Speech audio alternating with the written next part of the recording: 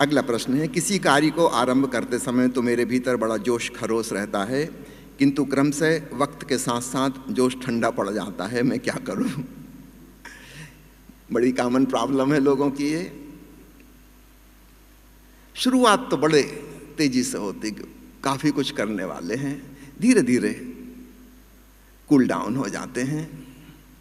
इसके लिए हमें इस विल पावर की पूरी साइंस को, इसके मनोविज्ञान को समझना होगा। तो मैं छोटी छोटी स्टेप में आपको बांट कर समझाता हूं। सबसे पहला बिंदु है साहस, करेज। करेज दो प्रकार की, एक अतीत से मुक्ति का साहस, courage to be free from the past, और दूसरा भविष्य की चुनौतियों को स्वीकार करने का साहस, the courage to accept the challenges of the future. अभी मैंने दलाई लामा की जो कहानी सुनाई, जो पीछे छूट रहा है उसको छोड़ने की भी हिम्मत चाहिए। अगर हम बहुत ज़्यादा क्लिंगिंग टू द पास्ट पकड़ने वाले हैं, मोहग्रस्त हैं, तो फिर हमारे जीवन में प्रगति रुक जाती है, फिर हम आगे नहीं बढ़ सकते। आप एक सीढ़ी पर चढ़ रहे हैं ऊपर, यदि आप नीचे वाली सीढ़ी को छोड़ना ही नहीं चाहते, उसी पे पैर जमा के खड़े हैं, फिर ऊपर कैसे जाएंगे? तो इतनी हिम्मत तो चाहिए कि एक पैर उठा के रख सकें।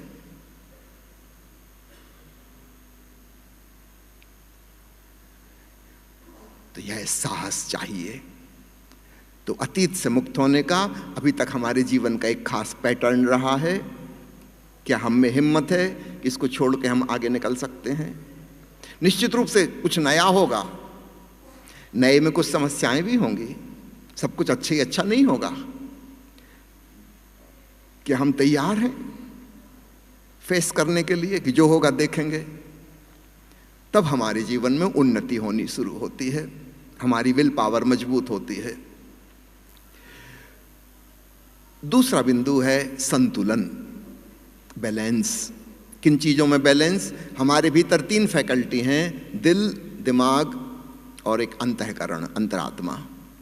इन तीनों की आवाज में अगर एक बैलेंस है तो हम जिस जोश खरोश से शुरू किए थे उसी को हम आगे तक बरकरार रख पाएंगे। अगर इनमें बैलेंस नहीं है तो भावावेश में आके हम कुछ कर सकते हैं, पर वो ज्यादा देर चलने वाला नहीं।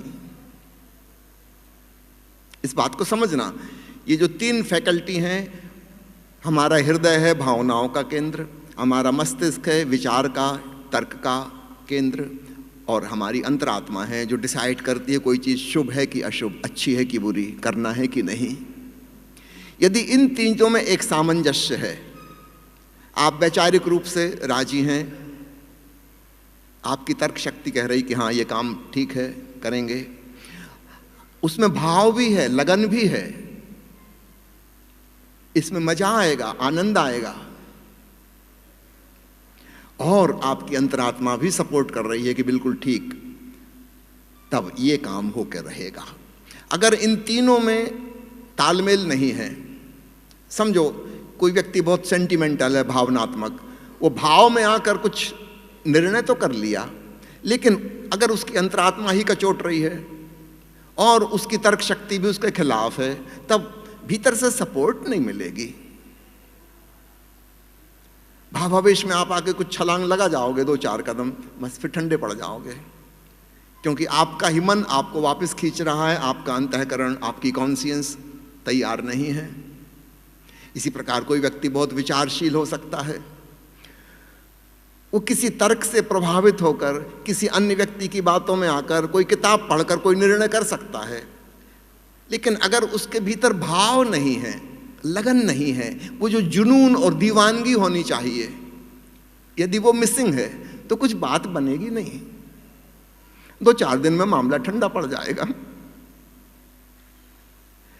तो इस बात को खूब अच्छे से समझना, जिसमें हमारा विचार, हमारी भावना और हमारी अंतःकरण तीनों राजी हैं, वो काम अवश्य सफल होगा। तो आपने जो कहा है कि समय के साथ जोश ठंडा पड़ जाता है, क्या करूं?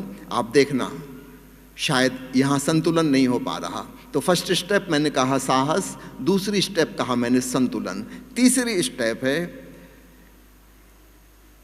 निर्णय करना और उसकी संकल्पना, विजुअलाइजेशन, एक पॉजिटिव विजुअलाइजेशन। ऐसा मान के ही चलो कि जो मैंने सोचा है वो हो ही गया। कुछ लोग परेशान होते नेगेटिव थिंकिंग से, आपको उसके अगेंस्ट एक पॉजिटिव विजुअलाइजेशन खड़ा करना पड़ेगा। मान लो कि हो ही गया ये काम, इस ढंग से जीना शुरू कर दो और तब आप पाओगे उसकी काफ़ी संभावना बन गई। आपने आकर्षण का नियम सुना होगा, अभी पिछले 8-10 सालों में बड़ा फेमस हुआ है। द सीक्रेट नाम की मूवी, वो हिंदी में भी बनी है, अगर आपने नहीं देखी तो ज़रूर देखिएगा। हम जिस प्रकार की कल्पना, भावना और विचार करते हैं, जैसे हम सपने देखते हैं, वैसी घटनाओं को हम आकर्षित करते हैं और फाइनली वैसे ही हो जाता है। यदि आप नेगेटिव सोचेंगे तो कुछ नेगेटिव ही होगा। पॉजिटिव सोच, एक पॉजिटिव ड्रीम, मान लो कि हो ही गया जो मैंने चाहा, उस ढंग से तुम जीना शुरू कर दो और फिर देखो कैसे बात बनती है। तो पहला कहा साहस, दूसरा कहा संतुलन, तीसरा कहा आपसे संकल्पना, विजुअलाइजेशन। ये एक प्रकार की सेल्फ हिप्नोसिस है। जब आप विजुअलाइज करते हैं तो आप अपने आप को हिप्नोटाइज कर रहे हैं। ये हिप्नोसिस बड़े काम आएगी, बड़ी आसानी से आप अपनी मंजिल को पा सकेंगे। चौथा बिंदु मैं कहता हूं शेयरिंग। अपनी बात अपने मित्रों को, परिजनों को, दोस्तों को बताओ। आपकी इस इच्छा में पूरी करने में कौन मददगार हो सकता है, उन तक बात पहुंचाओ। छोटा मोटा काम आप अकेले कर सकते हैं, लेकिन अगर कोई बड़ा प्रोजेक्ट है तो आप अकेले सब कुछ नहीं कर सकते, कुछ लोगों का हमें मदद चाहिए। हमारे पास सारी जानकारियां नहीं, हमें बहुत सी सूचनाएं चाहिए। आप हर चीज के विशेषज्ञ नहीं हैं, आपको कुछ एक्सपर्ट चाहिए। जब आप शेयर करेंगे अपने दिल की बात, कई लोगों को बताएंगे, 25 लोगों को आप बताएंगे तो पक्का समझो कि 5 लोग आपके मददगार निकलेंगे। अपने समर्थकों को एनलिस्ट करो। कुछ लोग आपसे कहेंगे अरे यही काम मैं भी करना चाहता था, अच्छी बात, मैं इसमें मदद करता हूं। फिर देखो कैसे बात बनती है। तो कोई छोटा मोटा काम हो आपके व्यक्तिगत जीवन से संबंधित, वो आप अकेले कर सकते हैं, किंतु जब कोई बड़ा काम है तो फिर हमें कुछ मददगार चाहिए, तो हमें खोजना पड़ेंगे। तो शेयरिंग करना, अपने समर्थकों को ढूंढना, संबंधित जानकारियां हासिल करना ताकि हम कुछ खतरों से बच सकें। कई अनुभवी लोग मिल जाएंगे, वो कहेंगे इसमें मुझे काफ़ी एक्सपीरियंस, मैं आपको बताता हूँ, वो उनके अनुभव आपके काम आएंगे। अब समय आया नेक्स्ट, एक समूह का निर्माण, टीम वर्क। कौन व्यक्ति क्या काम करेगा। समझो 5 मित्र मिल गए हैं, एक प्रोजेक्ट तैयार है आपका, ठीक। अब कौन कौन क्या क्या रिस्पॉन्सिबिलिटी लेगा, अपनी अपनी मर्जी से लोगों को बोलने दीजिए। जब कोई व्यक्ति खुद अपनी मर्जी से बताता है कि मैं ये काम करूंगा, अच्छा आप कितने दिन में कर लेंगे, इतना। अब थोड़ा राइटिंग वर्क शुरू। अब समय आया टीम वर्क, वर्क डिवीज़न, अपने काम को बांटना। जो व्यक्ति जो काम खुशी खुशी कर सके उससे वह काम लेना, और एक प्रोजेक्ट रिपोर्ट तैयार कीजिए। आपका फाइनल टारगेट क्या है, और target setting in small steps, छोटे छोटे खंडों में बांट के। और फिर हम एक बार में पहले अपने सामने जो खंड है इसकी चिंता करेंगे। याद रखना, एक एक कदम चल के हजारों मील की यात्रा पूरी हो जाती है। चाहे हमें 1000 मील जाना हो, लेकिन फिलहाल तो हम एक ही कदम उठा सकते हैं, बस उतनी ताकत पर्याप्त है, उतनी हम सबके पास है।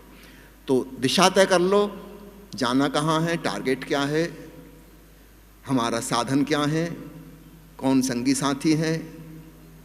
अब उसको छोटे छोटे स्टेप्स में बांट लो और एक बार में एक स्टेप पूरी करो। जब उतना पूरा हो जाए फिर नेक्स्ट, अगली स्टेप। मैं एक उदाहरण से समझाऊं। समझो कोई बच्चा स्कूल गया, वो चाहता है मुझे कंप्यूटर इंजीनियर बनना है या कुछ और। अगर पहले दिन हम उसको बता दें कि तुमको पोस्ट ग्रेजुएशन करते करते इतनी किताबें पढ़नी पड़ेंगी, बेचारा देख के घबरा जाएगा, उसको बुखार चढ़ जाएगा, कल वो स्कूल ही नहीं आएगा। हम ऐसा नहीं करते। हम क्या करते हैं, हम कहते बेटे तो केजी स्कूल है, अभी तो आओ खेलो कूदो, बच्चों के साथ मिलो जुलो, उसमें मजा आता है।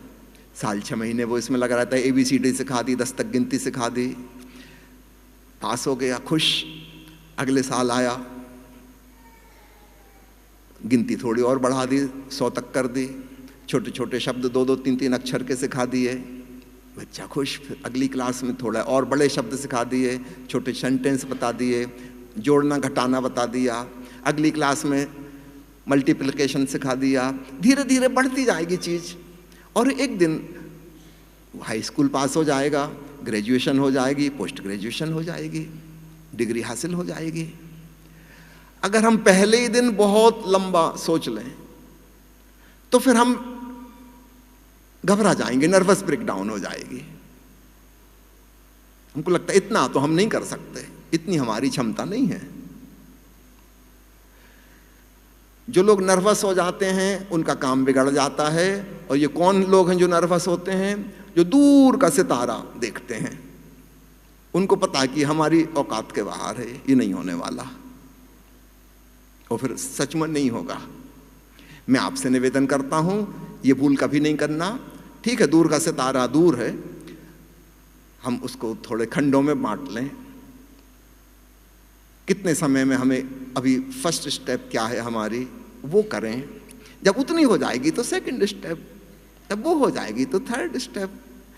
और एक स्टेप चढ़ना तो हमें आता है, हम एक सीढ़ी चढ़ गए तो फिर दूसरी भी चढ़ पाएंगे, उतनी ताकत तो लगनी है दूसरी में भी, तीसरी में भी उतनी लगेगी, उतनी ताकत हम में है। इससे कॉन्फिडेंस गेन होता है। इस बात को समझना। आप पूछ रहे हो कि वक्त के साथ जोश ठंडा पड़ जाता है। अगर तुम बहुत दूर का टारगेट पर ध्यान केंद्रित करोगे, तुम्हारा जोश ठंडा पड़ जाएगा। दूर के टारगेट से दिशा तय होगी, हमें ध्यान केंद्रित वहां नहीं करना है। ध्यान केंद्रित कहां करना? वर्तमान में, अभी हमारे सामने जो करने योग्य है उस पे। जैसे आप ड्राइविंग कर रहे हो, जालंधर से आपको लुधियाना जाना है, तो दिशा लुधियाना की तरफ होगी, पर आपको अटेंशन कहां रखना होगा? अभी सामने जो ट्रैफिक है उस पे। तो आप लुधियाना पहुंच जाओगे। और अगर आप दूर से लुधियाना पर नजर रखोगे तो फिर कहीं अस्पताल पहुंच जाओगे और भी 2-4 को पहुंचा दोगे।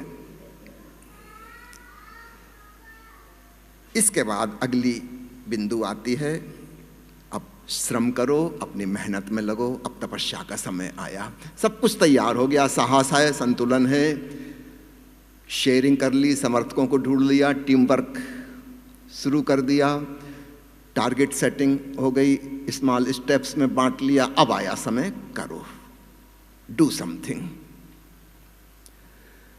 ऐसी छोटी छोटी स्टेप समझ के चलोगे तो तुम्हारा जोश कभी ठंडा नहीं होगा, बल्कि एक स्टेप तुम आगे बढ़ गए, जोश और बढ़ता है। देखो, छोटे बच्चे को पहली क्लास पास हो गया, दूसरी में आ गया तो उसका जोश और बढ़ता है।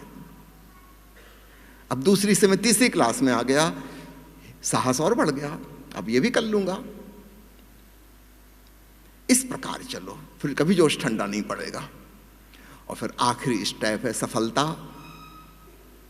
जो व्यक्ति इस प्रकार इस पूरे मनोविज्ञान को समझ के निर्णय करता है, वह एक दिन अवश्य सफलता तक पहुंचता है।